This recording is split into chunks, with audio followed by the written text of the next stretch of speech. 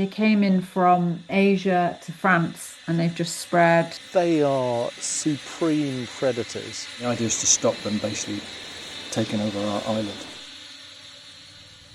Guernsey. Asian hornets came here in 2016. If they're allowed to stay, they could have a devastating impact.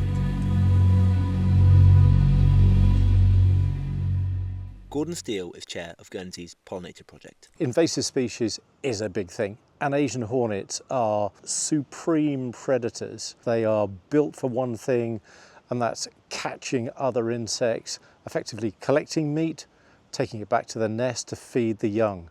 So we're quite fearful about what impact Asian hornets might have on local pollinator populations. They'll take wasps, flies, bumblebees, caterpillars, spiders, anything they can get hold of. Francis Russell and his small team is fighting back. I followed him and his hornet hunting partner Nick as they travelled the island putting out bait stations and tracking hornets back to their nests. Being part of a wider Crown Dependency and overseas territory network allows people to learn from other islands to make the job easier. Jersey is a very large island which has got a massive hornet problem. They had hornets a year before we did here, and we can look and see and learn from what they're doing. Gotcha. To track hornets more easily with the eye, the team attached tinsel tags.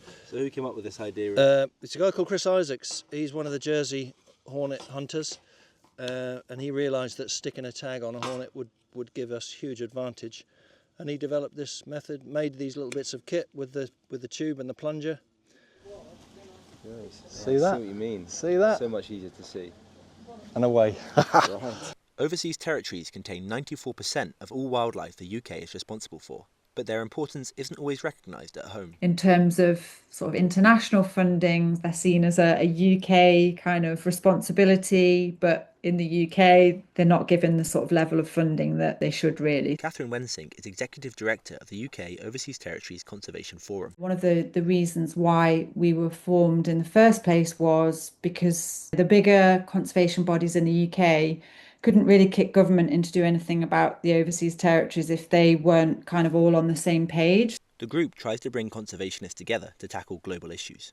Some of the territories where you're going to see the biggest impacts, I think, are going to be the sort of subpolar regions, might likely to get more invasive species coming in and taking a hold. The interconnectedness of overseas territories creates potential for global conservation cooperation, but small distant islands are unlikely to ever be priority in Britain. But this is being done on all islands, on all overseas territories, and the UK have got a whole department. Here there's just the two of us.